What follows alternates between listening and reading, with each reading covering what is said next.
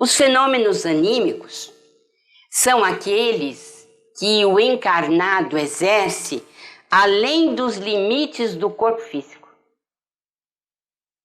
Então, ele não utiliza os órgãos comuns do corpo físico. A comunicação vai além das possibilidades, né, de exteriorização do corpo físico. Muitas vezes é bastante difícil de você fazer a distinção entre o fenômeno anímico e o espirítico, mas isto é possível desde que se preste bastante atenção.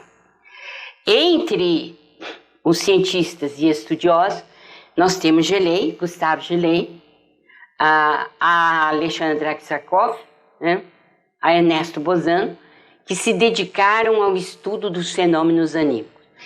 Especialmente Aksakov respondeu, né, ao Hartmann, que a uma dada altura da sua vida escreveu um livro contra os fenômenos espíritas, dizendo que todos eram fenômenos anímicos, fenômenos do espírito encarnado. E Aksakov e Gelei rebatem brilhantemente, dizendo o seguinte, que os fenômenos anímicos são também os fenômenos estudados pelo espiritismo, porque são fenômenos espíritas, são fenômenos do espírito encarnado, né? Então, esses espíritos, né, de escola, deixaram obras importantíssimas para serem estudadas, e eu recomendo vivamente Animismo e Espiritismo, do Aksakov, e Animismo ou Espiritismo, do Bozano, e as obras dele. Bem, entre os fenômenos anímicos, olha aí, tem fenômeno anímico, mas em grande quantidade, não é pequena. A telepatia, o pressentimento, o sonambulismo, a experiência fora do corpo, a bicorporiedade, a dupla vista. Vamos analisar esses casos, né? E a comunicação que o encarnado pode fazer através da fala, da escrita, etc. São fenômenos anímicos e que devem ser considerados como fenômenos do espírito, porque o espírito se comunica mesmo estando encarnado, né? Quando as pessoas dizem assim, de uma maneira assim um tanto quanto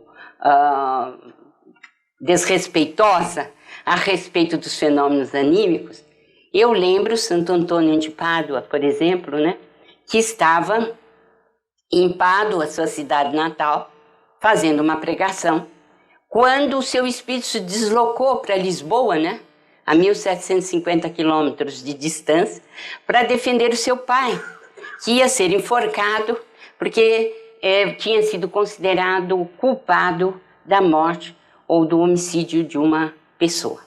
E ele corporificou-se em Lisboa e defendeu o pai.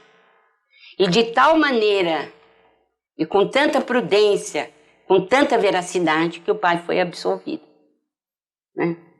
É um fenômeno de bicorporiedade. Por quê? Ele era visto em Pádua e era visto em Lisboa.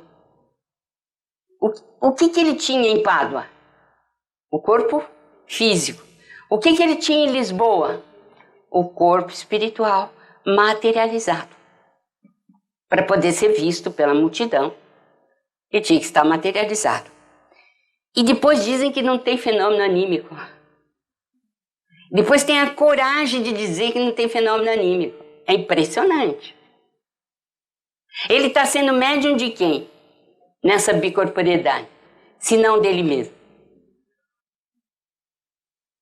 Na telepatia, pressupõe que você envie telepatemas ou envie uma mensagem dos teus pensamentos e essa mensagem seja recolhida por alguém imediatamente, instantaneamente, e muitas vezes devolvida como resposta, né?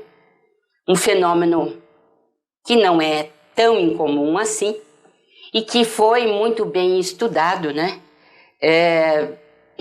Como nós vamos ver daqui a pouco, por cientistas que fizeram experiências brilhantes sobre o assunto.